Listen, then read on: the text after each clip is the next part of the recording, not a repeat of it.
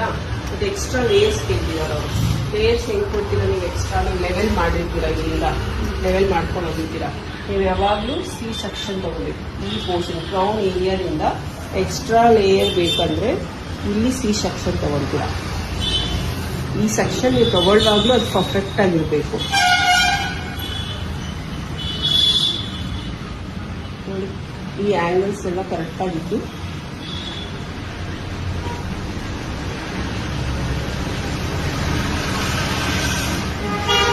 ಈ ಸೆಕ್ಷನಲ್ಲಿ ನಿಮಗೆ ಎಕ್ಸ್ಟ್ರಾ ಲೇಯರ್ ಕ್ರಿಯೇಟ್ ಆಗುತ್ತೆ. ಅವ್ರು ಏನು ಕೇಳ್ತಿರ್ತಾರೆ ಕಸ್ಟಮರು, ಎಕ್ಸ್ಟ್ರಾ ಕೊಡಿ ಅಂತ.